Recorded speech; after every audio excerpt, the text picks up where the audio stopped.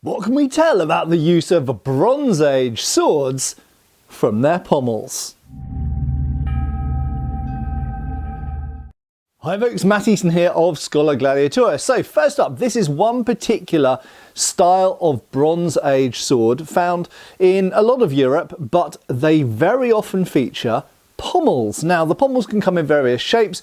They only very occasionally survive, so usually in the ground or river, wherever they're found, usually we're only left with the bronze blade and there are no hilt parts. However, there have been some hilt components, grips and pommels discovered, so that we know, and also from the tangs as well, so at the end of the tang we have little attachment points, we know that some of them had pommels somewhat like this, but they didn't all have pommels like this. There were various types of Bronze Age sword. I'll just grab another one here. These swords are by Neil Burridge, incidentally, of Bronze Age swords, a friend of mine and an absolutely fantastic, I mean the leading maker of Bronze Age swords.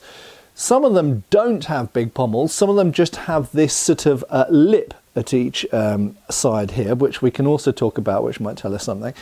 And some of them have pommels of a different shape that are more like a cylinder, particularly the longer swords that are supposedly cavalry swords, but we don't really know for certain.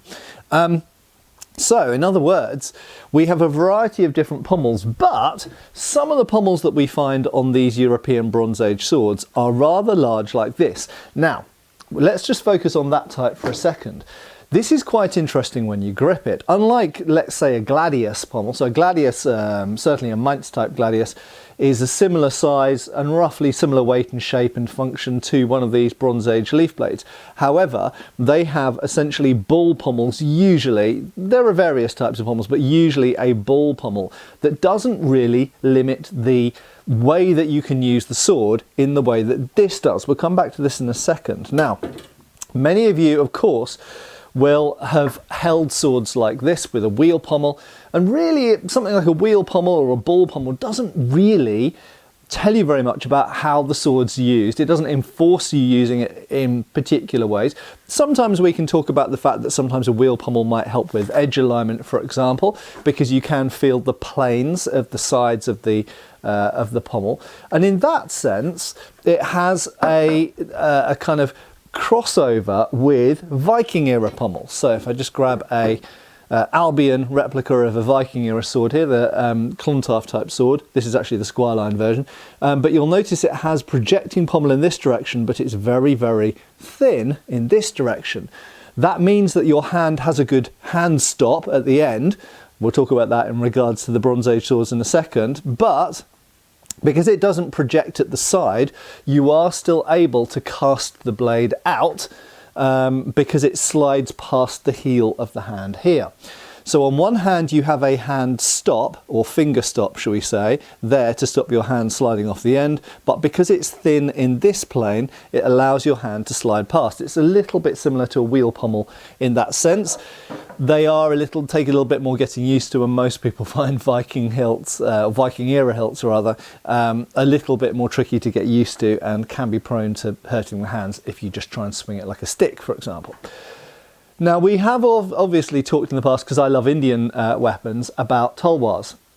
And you will notice that unlike the wheel pommel and unlike the Viking era pommel, this type of pommel projects in both directions. So not only does it project in this direction, it projects in this direction as well. Now, because these were still being used right the way through the 18th and 19th centuries, when Europeans and indeed Indian people were writing about the use of these things, and the martial arts associated with Indian swords have been preserved to the modern day, we know that one of the reasons why you have a disc pommel, there are other reasons as well. It can protect the hand when you're cutting in certain ways and stuff like this, but one of the reasons is because the cutting is given in such a way with the full arm and the body, such that you don't, for the most part, really even try to send the blade out in a straight line with the forearm, in a line with the arm.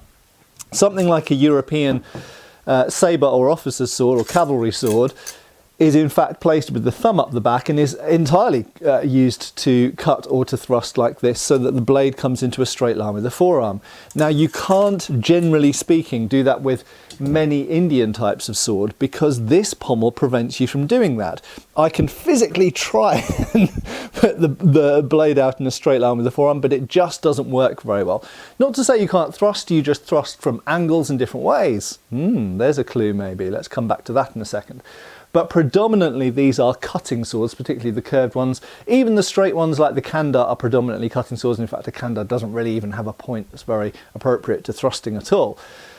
So the idea is that this pommel gives a very good platform to put energy into to give these full-bodied and full-armed cuts. So, when we come to the Bronze Age sword, is that therefore telling us that this has a similar use to a tulwar pommel? Because fundamentally, if we look in the world of swords and the development of swords, these both essentially have disc pommels. There are some other swords which have sort of disc pommels, but not really to this extent. So the answer is it could be the case. I'm going to put this as a theory.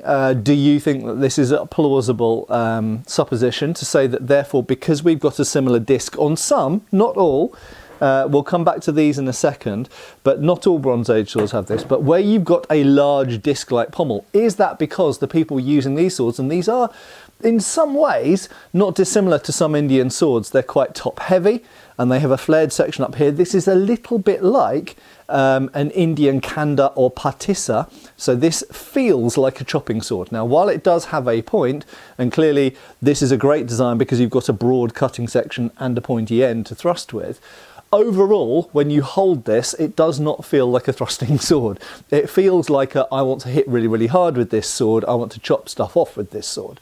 So is that therefore telling us that they were giving full body blows like this and keeping an angle in a similar way we do from a tulwar, and this is described in 19th century British writing. We want to keep this angle here, and therefore we're using the big muscles of the back and the chest in order to give these cuts at this kind of angle. Of course, these weren't usually used by themselves. They were usually used, I don't have a Bronze Age shield, but let's just pick up a Roman scutum. They're usually used with big shields, boss grip shields of various types, sometimes smaller leather targes as well. We know that they did have round targes in the Bronze Age. So if they're using them with certain shields and chopping, then potentially they're doing it in angles and in ways that keeps this wrist slightly locked and not extending it out. There's another thing, thrusting. So I mentioned thrusting. When you have this type of pommel, as I showed with the tulwar, you can thrust from angles. Okay, so you don't thrust like we'd thrust with a saber or a straight sword or a rapier or anything like that, but you can thrust in angles. Now this makes a certain amount of sense if you're fighting with shields, because straight thrusts aren't actually very useful fighting with shields, and usually thrusts come over, around, even around this side as well. So if that's the case, then that also backs up the idea that this is there to keep your hand in that position and very, very secure. So not only are you giving big cuts with the full arm and the big muscles of the body and hip movement and everything else, but you're also giving thrusts which come around shields from below, above, or from either side. Just something to think about.